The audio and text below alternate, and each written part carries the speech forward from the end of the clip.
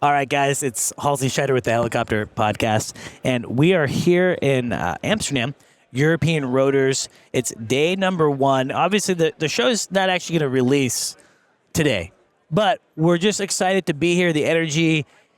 I typically podcast from my upstairs office, and so it's a little bit different to be able to look out and see all the people and just the hustle, the bustle, the excitement.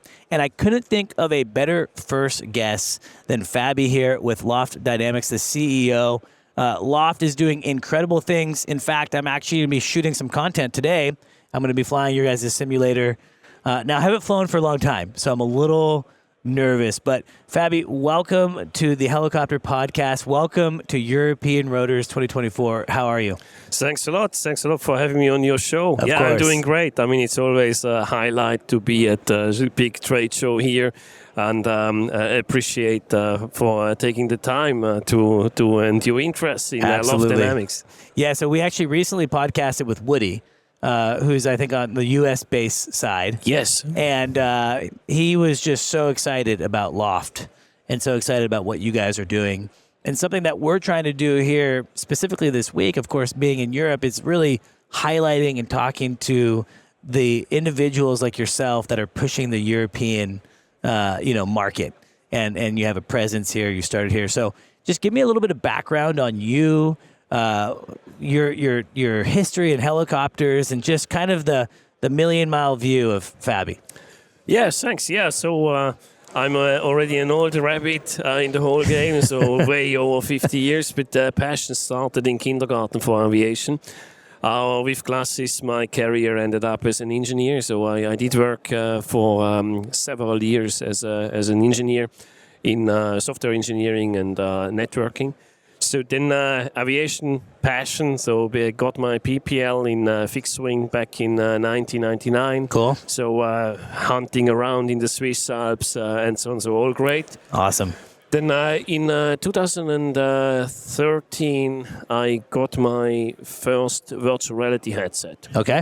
So you can imagine myself, I went through all the education and so on as a private pilot only, but simulator was there as well, having engineering background and so on. So getting out of a sudden a VR headset, it was like the SDK1 from Oculus, horrible quality if you compare it with today. Of course. But out of a sudden, it was possible to have a stereoscopic view. What does it mean? It's not only 360 degrees, but you could really go out and watch down in which direction the landing tee is showing. So cool. And you were able to charge the altitude in a flare and so on, because it was finally like in real life. And I was thinking, oh, that could be cool to use that in the context of flight simulator. And I started to experiment in the living room. Interesting. And, actually, the very first prototype was in the living room at home with motion and everything. There are still some oil remains on the floor and so on that type. But there was you must have a very understanding wife. Yeah. So that's correct. Yeah, I'm blessed to have that. The biggest trick, I mean, everyone who is now in the show and want to do the same, I mean, get your kids involved. Totally. And then make a family project. You can do it in the living room. No one is worried about it. It's so cool. Just a family project. I love that. So, essentially, you were in kind of the engineering space. You were passionate about aviation. From putting on that first VR headset to actually building your first simulator in your living room, what kind of time frame are we looking at? Was it an immediate light bulb, or did it take some time? Well, for the first prototype, it was quite straightforward, but it was, of course, very catastrophic. He never thought about qualifying it or not. At a certain moment, as already an old engineer at the time, I reached out to colleagues at university, like the fresh brains and the clever guys, and we started to work together on it more from a passion point of view, just to having the ambition to build the world's greatest simulator in aviation. And that said, we started to optimize it. We tried it in fixed wing, in helicopter, and so on. And then the big change was, I mean, we never thought about that. Back in 2018, I got a call on my mobile from EASA. Okay. Like the aviation authority, course, and then think about the Swiss boy gets called from EASA, and you're like, what did I do in the airplane? they actually mentioned that they saw a YouTube video and they are interested to see it, whether they can visit us. And I thought it's a prank, so I told them to. I mean, how could it be? Yeah, seeing a YouTube video and so on. So what I actually did is I mentioned, hey, send me an email. Half an hour later, I got a super serious email. And they sent their guys to validate. And the part I didn't know is this was the year where EASA came out with the Rotorcraft Safety Roadmap, which was a very long study to understand why the helicopter accidents are still increasing. Sure. I mean, see one fatal accident per week just in Europe. That's crazy. Almost every third is happening during training and checking. So think about that. You go and train and check, and you to be safe, but you die. You have an accident. That basically brought them to the conclusion, okay, I mean, we need to get, that's something we can get rid of, because this is something they are forcing to do. And they were looking why it's not done on the simulators, and they ended up is not available and accessible, and not realistic enough, and far way too expensive. Sure. So by being some innovation approach from EASA, which is really appreciated, I mean, they found us, and then in 2019, we've been working on a collaboration partnership with EASA to figure out how can we qualify such a device. Yeah. So by end of 2019, we found a way, but a lot of work to do. Sure. So this is where I got the guys together. This is where we really started to develop. Beginning of 2020, we had the crew together, and then there was COVID measures. Bad timing. Well, it was actually quite cool because, we just relocated our home address to the company. Okay. And that means we could work from home. Going in quarantine, go home. So the whole team was there, so we were really able to develop the whole time. Which got quite a cool family. Talk about like building a culture. Exactly, and helping each other. And I mean, there's nothing else to do than just developing. And this is where we were actually 1 year earlier than expected in 2021. That's incredible. We got the first FSTD qualified with virtual reality technology. It's really funny because, COVID for so many people was a lot of things. Not good for some, okay for others. For me, I had actually just quit my flying jobs. I have a flying background. I flew helicopters for 15 years or so. And I started selling helicopters about 6-7 years ago. And right before COVID happened, I'm like, you know what? I'm going to commit going 100% into just selling. And quit my job. Don't have, I had some savings. Wasn't really bringing in a ton of money on the sales side. And then COVID happened. And I'm like, oh no. Same here. Yeah. But it actually worked out great because during that time, there was kind of a panic sell. So a lot of people sold. And I got to take advantage of helping those individuals sell. And then on the buy side, it got really good because the interest rates dropped. I mean, it was actually a good market during that time. And so it's, for me, COVID was a positive, experience. It wasn't horrible. And it sounds like it was kind of an interesting, and good time for you guys as well. Yeah, I mean, to be clear, it was not really positive. I mean, it could have been much easier, but I think taking the existing regulation which has been put in place, reading them carefully and make the best out of it, that's basically the key to which was there for success. And this is, I mean, reading the regulation, you need to stay at home, so just move your home address. You might as well just do it. Yeah, and we did actually same with EASA. I mean, there are a lot of rumors what you can't do it and why, but if you go to the regulation and you read them carefully, you just need to fulfill them. And this is the way how we were able to qualify it. And by still today, we are the world only one having the qualification. It's incredible. Meanwhile, also the FAA qualification, also the only one. And this is basically one of the key things. To have a successful device, more realistic, affordable, qualified, available and accessible, having a high density of simulators, so pilots can train everywhere, wherever they are. Yeah, so forgive me again. I'm a little ignorant in the simulator space, to be honest. It's not something I'm an expert in by any means. When I think of simulators, I'm thinking of these giant units that look kind of like a spacecraft, and they cost millions and millions of dollars, and some of them have motion, and it's pretty realistic.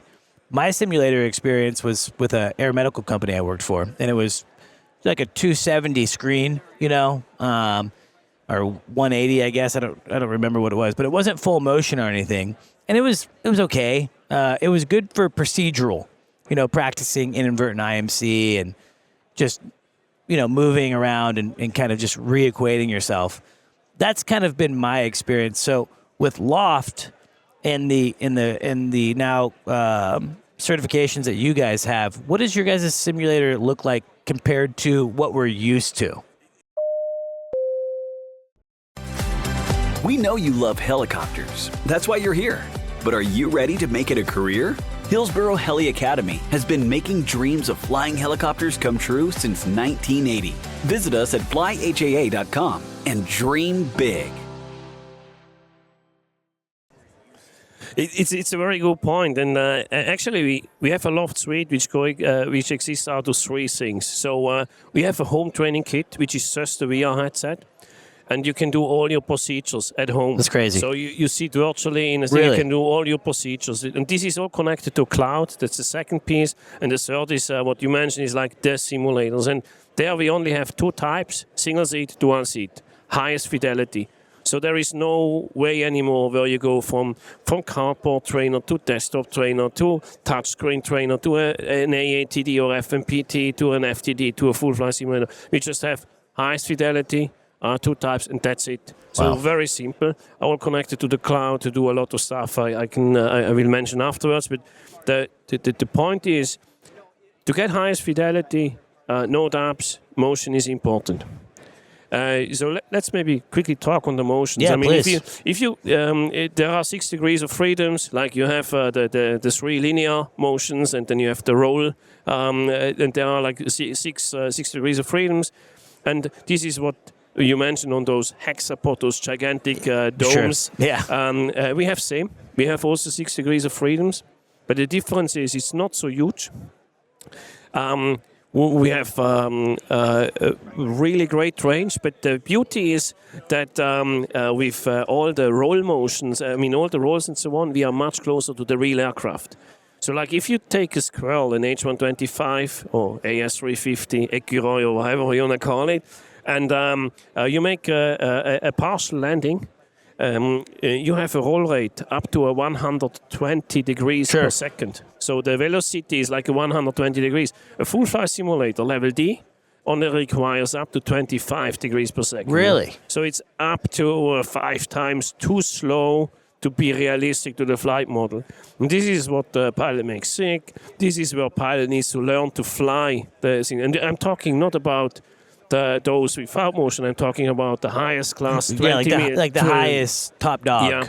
So now the question is, why can't we make this moving faster? Think about, you have a 10 tons machine and you need to move it 5 to 7 times. It's going, the building will fall apart. Now the second thing is, you need to have a cockpit and you need to feel all the buttons, the touch, the rotary knobs, the controls. We have that. That's the unique part. We are combining the haptic with virtual reality. That's incredible. I will come to that afterwards. And then the third thing is having the visual system. And think about, you have a dome, and everyone at home can do that very easily. If you have a dome projection, it's gigantic, several meters diameter. And because it's so gigantic, you need to move a house. Yeah, it's huge.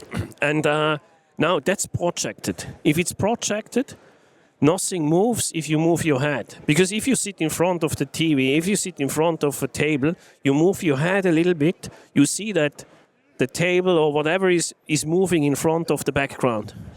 If it's projected, it's not happening. Yeah.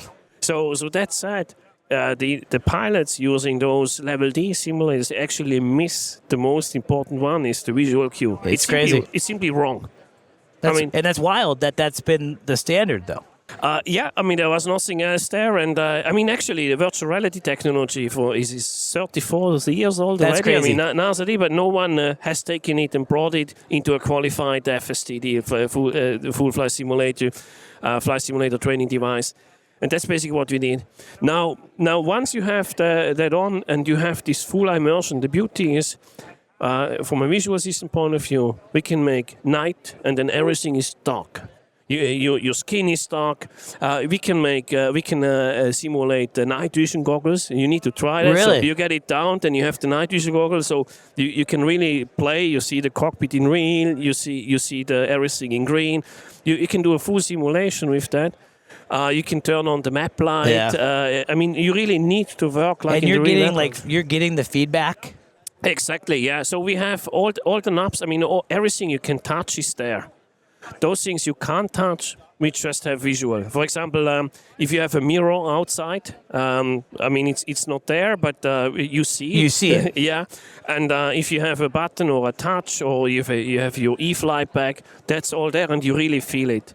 And what you basically do is, we take all that information and we render it in virtual reality with the right light, ambience light, everything. So the pilots have the full experience there. It's incredible. And that's something you can't do in the traditional simulators. Absolutely not. So then the second challenge, if you are wearing virtual reality headset, is you don't see yourself. And this is technology, we call it post-tracking. We developed it in-house. Sure. And you don't need any gloves, no sensors, nothing. You just go there. And then the system builds a real-time skeleton with some AI behind. And with that real-time skeleton, it's so exact that you find the buttons and the knobs within less than 1 millimeter. Wow. So basically, with the skeleton, we are animating an avatar. Yeah, it's creating you. It's creating you, and it's full digitized, so you have an avatar, and then you see yourself, you can touch the buttons and the knobs. It's incredible. Works perfectly. And now that combination with a very agile motion, is giving you the best possibility for what you ever had in a flight simulator. Some of the things that I found fascinating when I was doing some research about chatting with you today is the applications. When I think of simulator, what I actually really think about is an airline pilot. I think of they get in their big sim, they do their airline pilot stuff. For helicopters, it's just not quite, at least from my experience, it was never a big emphasis. And reading your guys' website, looking at doing external load operations and things like that, that's actually happening with Loft. You guys are able to simulate that and have it be realistic? Yeah, that's a good point. All the special operation, you won't be able to make vertical reference flying if the motion is too slow, plus if you even don't see anything, if you watch vertical yeah, down. Of course. Then certain guys, they start adding monitors there, but if you have a monitor there and you move your head, the picture is not done. moving. It's not correct. And we implemented a sling load module, and that's even qualified not only by EASA, also by FAA. So you can now do the entire sling load operation training in a very safe way, and then you can do things you must not do. And think about of course. The fly instructor. If you do vertical reference, a fly instructor has no chance to see it. He sits on a different seat. So very safe from that point of view.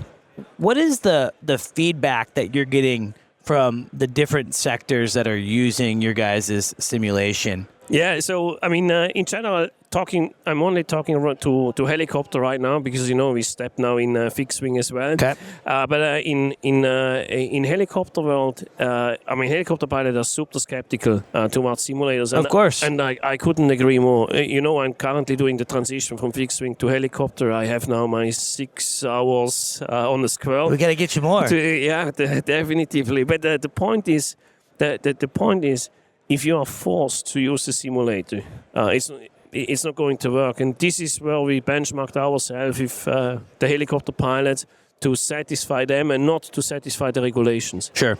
Afterwards, to satisfy the regulations. Yes. And with that, start with the guys flying. Exactly. And there we had to do a lot of changes. Like I did mention, like roll rate on a motion platform.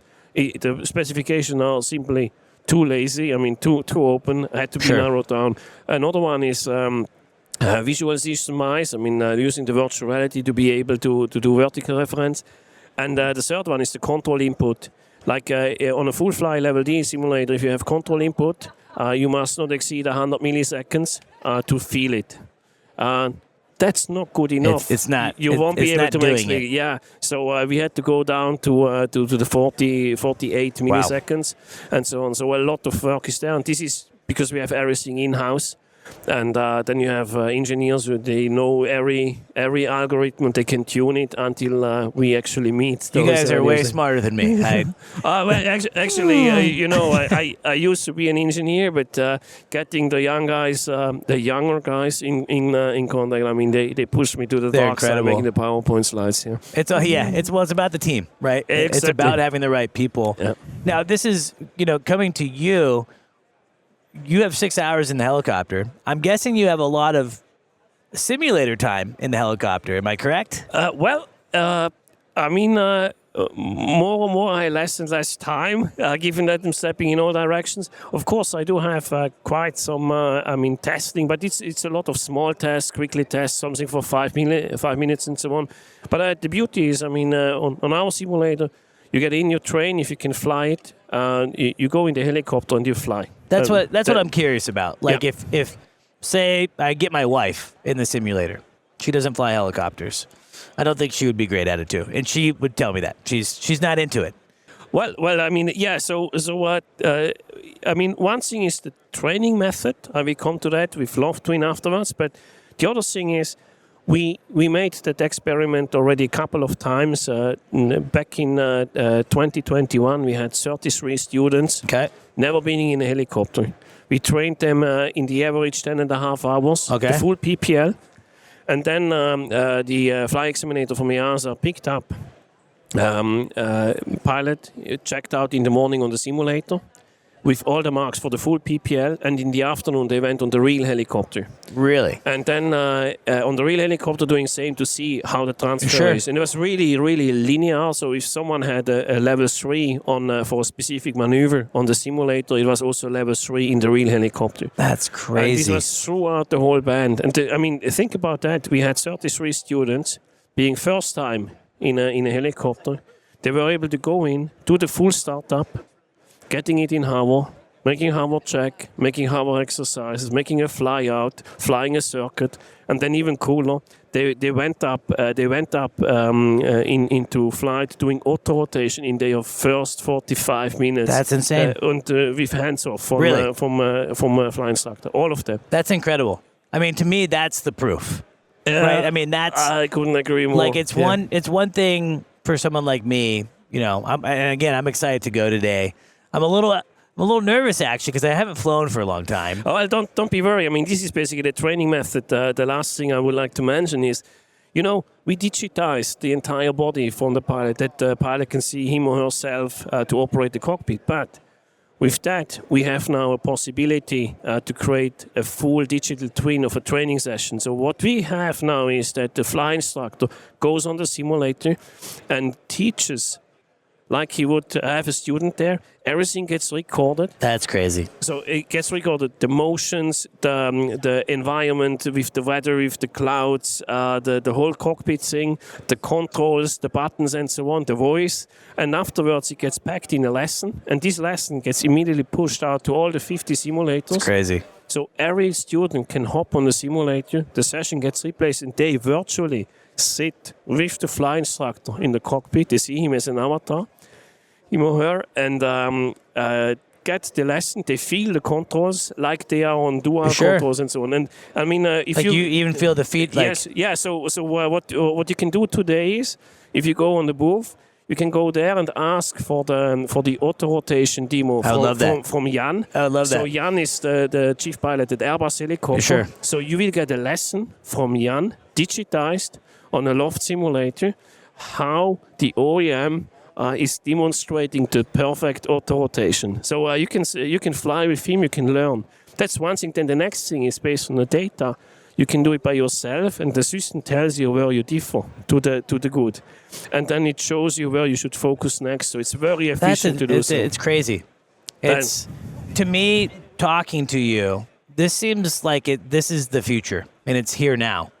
Like this seems like it's actually going to revolutionize the industry for positive. I mean, we've talked for years and years and years about safety, and you said an accident per week. I mean, that's crazy. It's a crazy high statistic. I love helicopters. I love being here. I love the people. So much so that I don't want bad things to happen, right? And they continue to happen. How hopeful are you that the industry will continue to embrace companies like you that are doing this type of simulation, and that this just becomes like a standard? Every flight school, every operator. I mean, because that's the other thing. I don't know how much was a simulator in the past, like a big full motion. Around $20 million. $20 million. Yeah. So I don't have $20 million, and I don't think a lot of people do. And they don't want to have wrong visual system and slow motion. And you're paying $20 million for not a perfect product, right? And so I guess,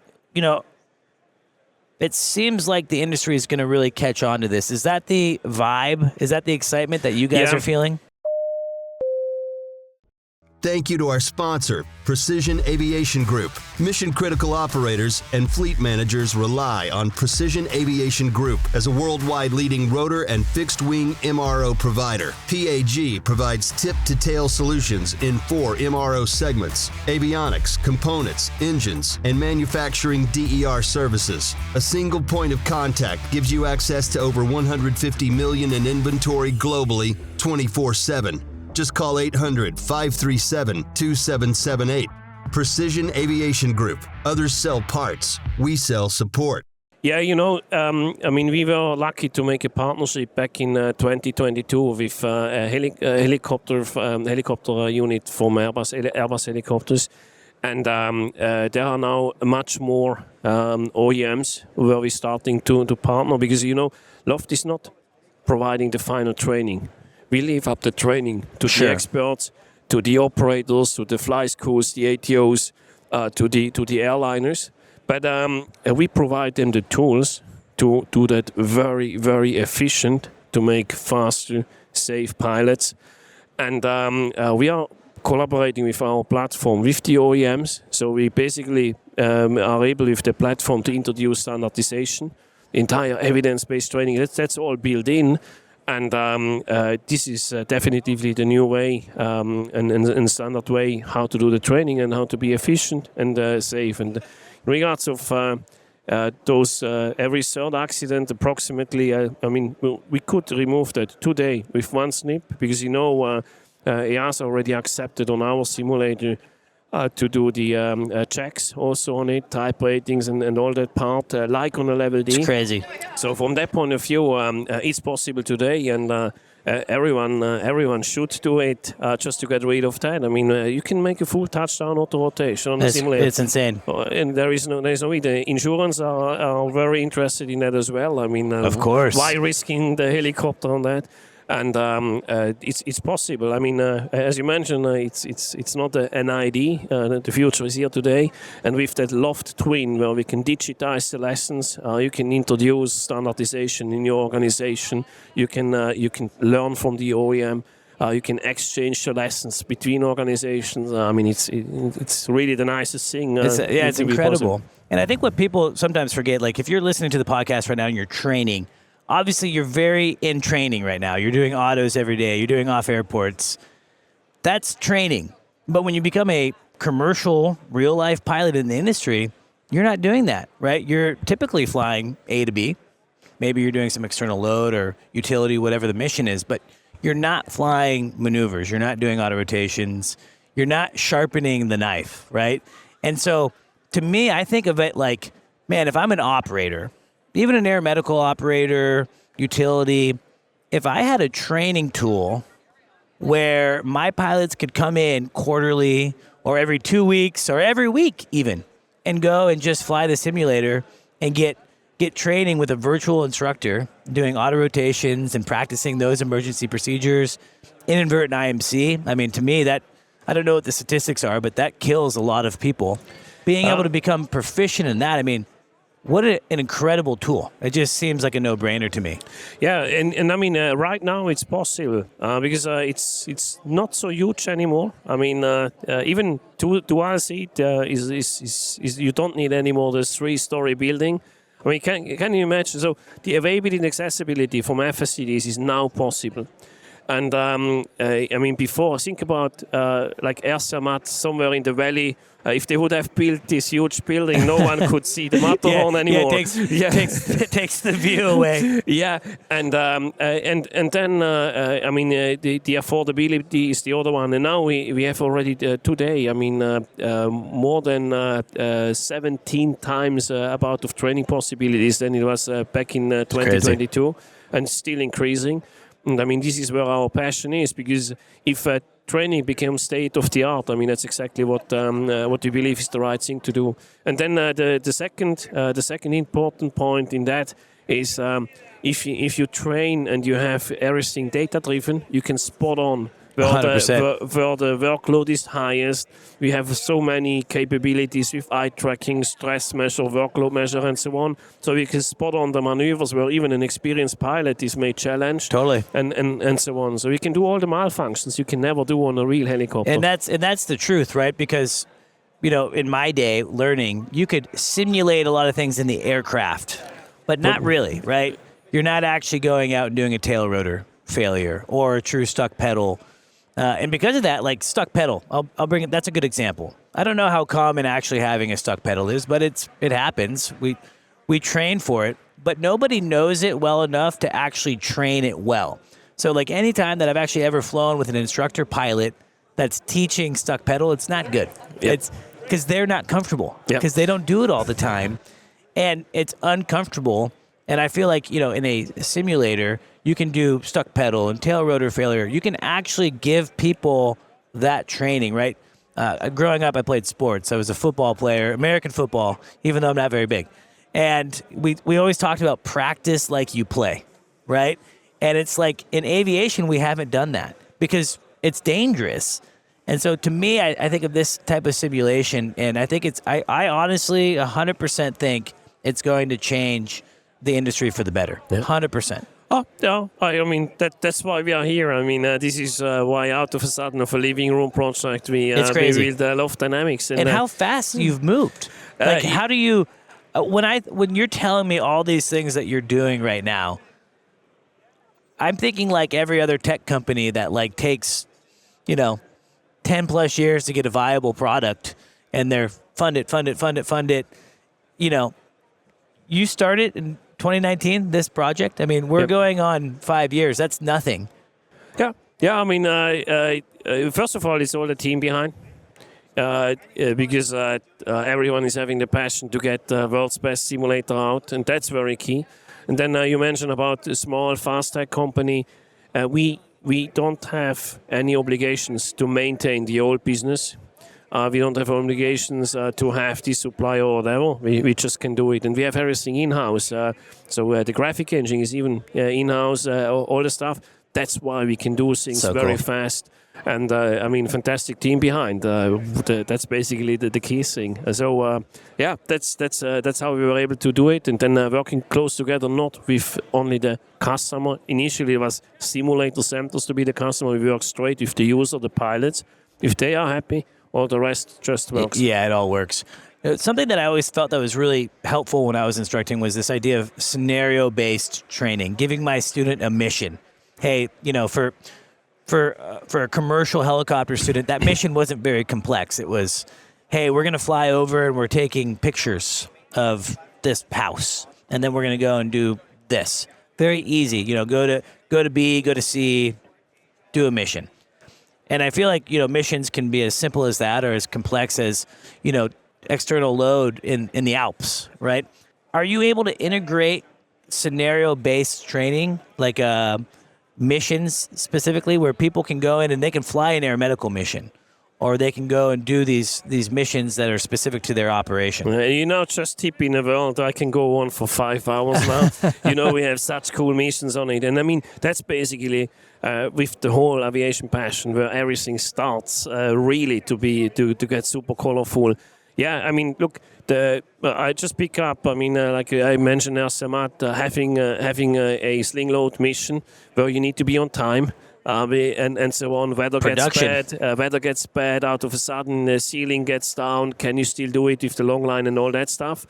Or like LAPD, doing the car chasing, a high-speed chase. I mean that's already all in the simulator. Really? Yeah. I mean you can chase cars. You can go there. You can get an engine failure whilst chasing the car, and then find the right landing spot. Then what are you doing? Or you may have from in LA. You have like the fog from the sea, so you need to be sure on the ceiling and all that stuff. I mean, it's an endless thing you can do.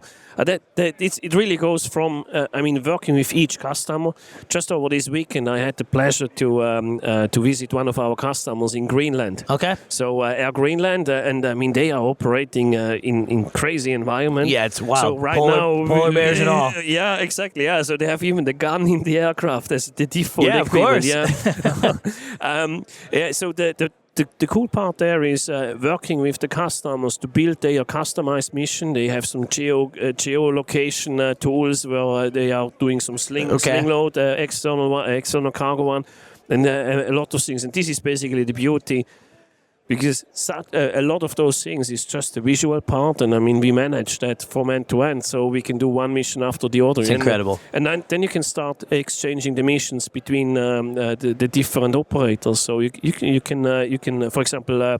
There are guys from India which are doing mountain training, which has been developed in the Swiss Alps. So you really can exchange it. That's the beauty, because we have one platform. It's not one simulator where everyone needs to go and then get at 2 o'clock in the morning a check slot, and that's it. So we really can do the full training. And right now we're also working to digitize a lot of accidents where you can train yourself towards there to judge whether you were doing the decision point early enough or not. Awareness training and all those things. I mean, this is exactly very powerful. Where also this Loft Twin capability gets in, because you can record the stuff, you can fly it, you can even fly it together, and then out of a sudden you need to take it over, and then because the colleague is doing something else or whatever, and from that point of view, you really can have endless possibilities on that mission training part. Yeah, it's crazy, because I think it's easy to be a Monday morning quarterback, as they say. You look at an accident and you say, "Oh, I would never do that. I could never let that happen." And what I've experienced, I haven't had an accident, luckily, but I've had times when I've had to think quickly and make a decision.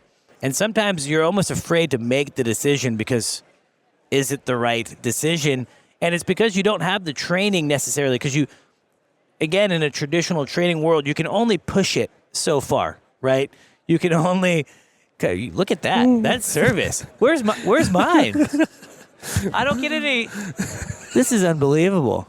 Yeah, you see, it's a great team. So great team.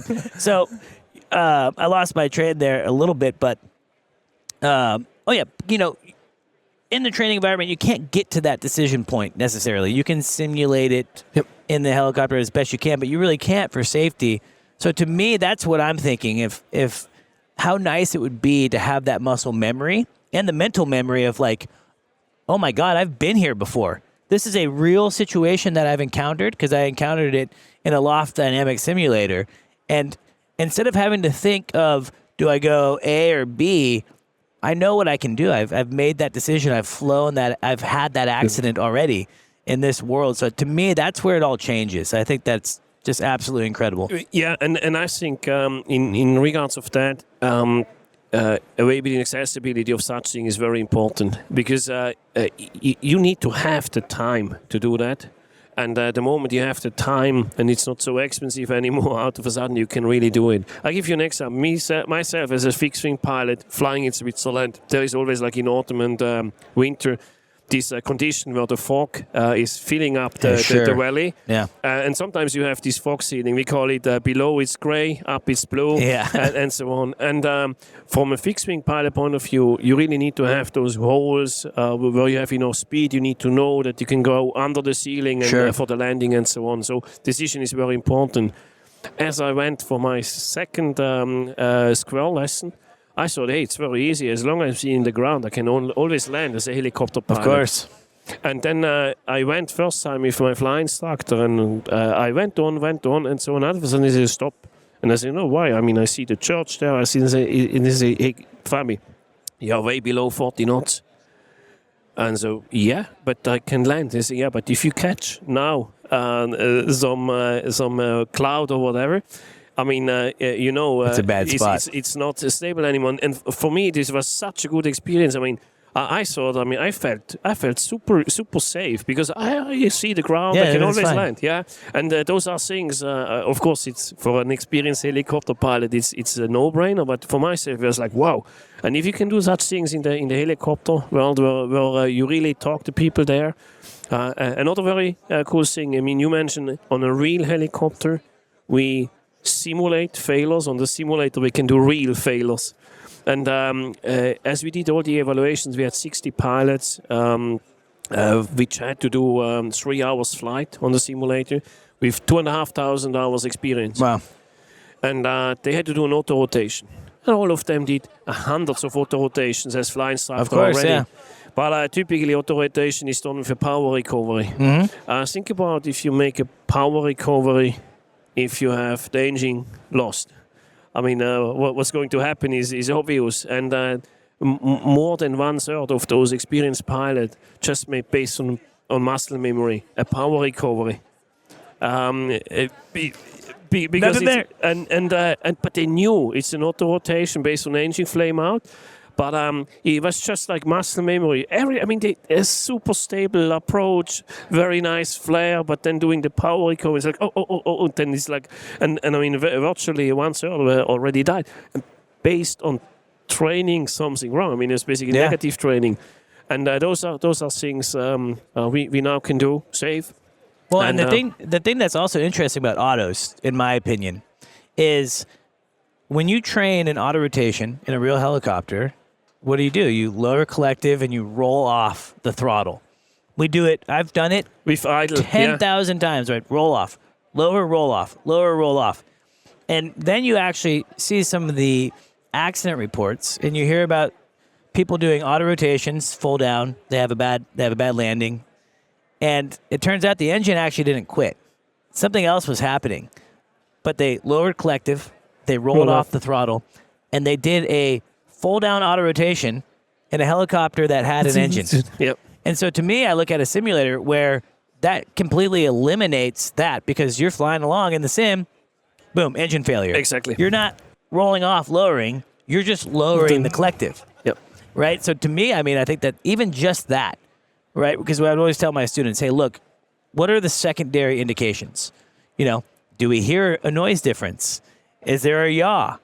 What else is happening? Because don't just assume and roll off the throttle. Yeah. If anything, just lower the collective. Wrong decision. Yeah. But, again, I don't know if it's the wrong decision. I think it's just muscle memory. Yeah. Lower, roll off. And I mean, that's exactly the point I want to make. And from that point of view, I think it's very important to stay on that approach that we just say, look, let's do the real malfunctions in a safe environment. Train it up until you feel comfortable. I mean, learn it from the positive. Get resilience by doing it again and again and again, 100%. And then it works perfectly out. And for me too, I think back to this idea of kind of when do you make a decision? I'm curious. Do you guys have you guys put a group of experienced pilots into like an inadvertent IMC situation? And how long does it take for people until they decide, I need to turn around or I need to land? Because that's another point where when you're training, you don't, your instructor might say, okay, put your hood on, now you're in the clouds. And it's like, well, no, I can see everything fine, right? So actually, when you're presented with a situation, I've had this personally where I'm flying and I'm like, should I turn around? Like the weather. And then I have a friend that's with me. This is like flying back in the day. We'd fly multiple pairs on a tour company I worked for. And it would be a bad weather day. And they're like, oh, no, it's fine. Because they flew in Alaska, right? They saw what a mile visibility looked like. They saw what 3 miles looked like. For me, I would see like 5. And I'm like, whoa, yeah. am I an IMC? So I'm curious to hear, like, from your guys' perspective at Loft, what this whole double IMC situation looks like. This podcast is brought to you by HeliCASTS. Tired of listings that go nowhere? Exhausted by tire kickers who waste your time? Don't sell your helicopter alone. HeliCASTS handles the entire process from start to finish. So, if your helicopter is sat too long waiting for a buyer, contact the team at HeliCASTS today for your complimentary market valuation. Call 1-855-HeliCASTS, 1-855-735-5226, or email sales@helicopter.com. HeliCASTS. List it, sell it, done. Yeah. I mean, you need to experience by yourself. I mean, you have all the possibilities to have those different cloud layers. You can even set triggers. So basically, you can really push the pilot into a direction where if wrong decision making is done, it really goes wrong. So like while flying, you can just lowering the ceiling. I mean, you have bad visibility. You can automatically lower the ceiling step by step. They just go closer to the ground, until it's gone. I mean, and you can also remove the visibility distance, and that can be tuned based on existing situation which were already there, and you can really talk the pilot into that direction. And I mean, here that's a beauty. Because this Loft Twin, I mean, everyone can record the session, and it's not like a video recording. It's a full simulation recording in 3 dimensions. Then you can exchange and say, but maybe do this, or maybe you should have checked this, but there the house is not visible anymore, but you can still see the tower there. I mean, you can really debate about each second what was good, what was not good. You can even watch it at home, having the VR glasses store, and from that point of view, that's really the big advantage that having now available accessibility also to the experienced pilots, which just normally are super busy with flying. We really have this exchange, and we can gain a lot of there and build the most fantastic situations. Amazing. If you look at a lot of accidents, it's a lot of high time guys. Right? Yep. A lot of experienced pilots crash helicopters. And I think it's because of the lack of training experience, the lack of being in those situations, and not being able to do those situations. Stepping away from the technology and everything else, this is, I think, an important question. And one issue that a lot of people have with simulators is they feel sick. Yep. I know guys that fly helicopters for 20 years, they've never had motion sickness in their life, and then they get in a simulator, and 20 minutes later they're puking in a garbage bag. Is it because former simulators were giving wrong cues, and have you guys been able to kind of help solve that problem? Yeah. So I mean, it's a very, very good question, and you asked basically 2 questions. Let me split that in 2 parts. So first of all, before we even were able to qualify with an authority, we had to prove them that we are better than what was there. Sure. Because there are a lot of, a lot of concerns around for them. I think we, thanks to the fact having correct visual system and very fast agile motion and a very, very short control input lag, we are having much more possibility to tune the system much closer to the real helicopter. That said, we constantly monitored it over the past 10 years, and we were able to make a fantastic improvement. Thanks to that, we know today that what you get with Loft is going to be the best one. Sure. In regards of motion sickness prevention. It's crazy. It's awesome. And we continuously monitoring because we have all the data from the pilot, so we even figure out already indication if this pilot could get sick. Yeah, and so and what's causing it? Exactly, yeah. And I think the big advantage here is that we own everything. We are not buying a third party motion from somewhere and then integrate it with a third party visual system and integrate it with a flight model you bought somewhere. We are not system integrators. We do it by ourselves, and that allows us to go. That's just like in regards of frequency. Our render ranging is doing 60K resolution at 90 hertz. I mean, I don't know what that means, to be honest. Like if you have a 4K television, yeah, that's very good. We have 16K. Wow. And then you have 90 pixels per second. And so on. I mean, this is way all the way over the place what you can have in other areas. The second thing is in regards of that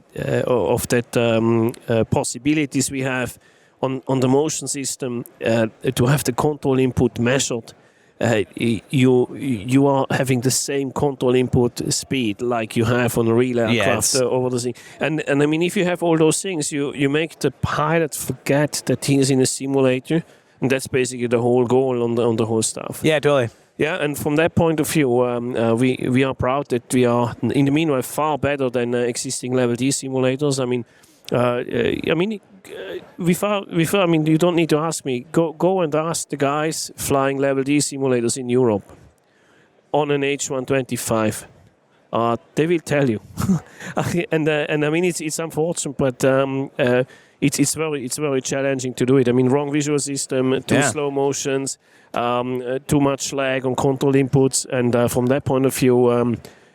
Those are a few basic factors we already can do. And then, of course, it is also the way pilots use the simulator. I mean, at a certain moment, I mean, you can go and do sling load and so on. And this is not straightforward. It's incredible. Thing. Yeah, I mean, it's just absolutely incredible. And I think, it's one of those things is as technology gets better, we should have better things, right?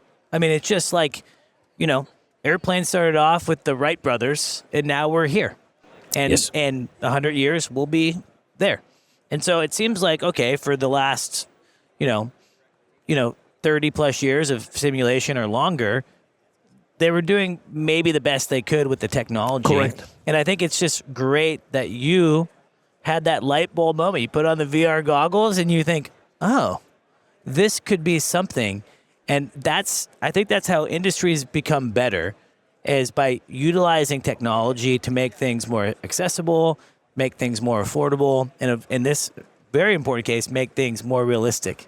And so I just think it's really incredible work that you guys are doing. You're clearly a very smart guy. You have a very smart team. You've been able to accomplish so much in such a short time. As we wrap up here, what are you most excited for moving forward in this next year, and what does the next 5 years look like for Loft? Yeah. So I mean, the most excited moment for what's happening right now is now we have those foundations done, and we now can step into all those mission and cool stuff. I mean, doing car chasing or whatever. That's incredible. Those are the really cool. I want stuff. one in my house. I would just play that thing every night. Yeah. We probably can get it on afterwards. Or like there are some hidden Easter egg. I mean, go to Area 51. Oh, check out if the aliens exist. Yes, you may find them. Whose idea was it to do the Easter eggs? Is that a Fabi creation? No, I mean, look, we have many creative guys there. It's just like everyone is allowed to do. So then let's do it, as long as it's regulated under the authority. Of course. Yeah, but the point here is. Now scaling this up in the helicopter world, I mean, that's a given. We are doing it. We are fully committed to do that with all the OEMs around, because we really want to bring the pilots back to the OEM to close the loop. Yeah. That the OEM knows what the pilots are doing. The pilots can ask the OEM if there's loft twin possibilities. We want to enable each flight school, each operator, each airline to really have the best training tools to have modern training tools and not sit anymore in those old boxes there and do the training. And then in addition, we now take that full qualified technology and we step into fixed wing. I mean, we work right now on 2 airliners. And also in regards of pilot shortage, stepping into the eVTOL market, which brings basically both together. Yeah, you bring the two together. Well, it's very cool. Very fortunate to talk with you. I think this was so cool. I really appreciate you. I know I'm guessing it's a very busy show for you. Always, but again here, having a great team, managing everything around. So from that point of view, it's definitively great. Well, it's incredible, guys. This is, to me, number one European Rotors couldn't be better. It's very exciting. A European-based company doing incredible things. Beyond everything and all the cool technology, what I just want to make sure I point out to the listeners is just the human ingenuity, right? He puts on a VR set, and he has a light bulb that goes off, and now he's here showcasing this incredible simulator. And so if you're doing something in the world and you have an aha moment, you can do it. Yeah, right? definitely. If you think you can create a better mousetrap, then you can. Yeah, definitely. Or you can't in some cases, but it's just incredible. If you fall, just stand up and move on. I mean, don't give up. I mean, that's the right thing to do. It's a change in. We have now access to all the information. Yep. And at my time, I mean, we had to go to the library to find a book about something and hope. Look at the volume here. Okay, where is it? Yeah. And so on. And I mean, the information is all there, and just use that information and make greatest out of it. No, it's so cool. Well, Fabi, thank you so much for joining me here live from European Rotors. How cool is this, guys? It wasn't too distracting either. There's been people coming by, but it's been pretty simple, so that worked out well. Again, to MHM Publishing, thank you for creating the Vertical HeliCASTS family. We got the Helicopter Podcast, Vertical MRO, The Real Rescue, and of course the Hangar Z Podcast. So we're so excited to be here. And Fabi, thanks again. And for our listeners, make sure that you like, follow, and share. We'll talk to you all soon. Thanks, Fabi. Really appreciate it. Thanks a lot. Thanks, buddy. Appreciate it. We know you love helicopters. That's why you're here. But are you ready to make it a career? Hillsboro Heli Academy has been making dreams of flying helicopters come true since 1980. Visit us at flyhaa.com and dream big. Thank you to our sponsor, Precision Aviation Group. Mission-critical operators and fleet managers rely on Precision Aviation Group as a worldwide leading rotor and fixed-wing MRO provider. PAG provides tip-to-tail solutions in 4 MRO segments: avionics, components, engines, and manufacturing DER services. A single point of contact gives you access to over 150 million in inventory globally, 24/7. Just call 800-537-2778. Precision Aviation Group. Others sell parts. We sell support. This podcast is brought to you by HeliCASTS. Tired of listings that go nowhere? Exhausted by tire kickers who waste your time? Don't sell your helicopter alone. HeliCASTS handles the entire process from start to finish. So, if your helicopter has sat too long waiting for a buyer, contact the team at HeliCASTS today for your complimentary market valuation. Call 1-855-HeliCASTS, 1-855-735-5226, or email sales@helicopter.com. HeliCASTS. List it, sell it, done.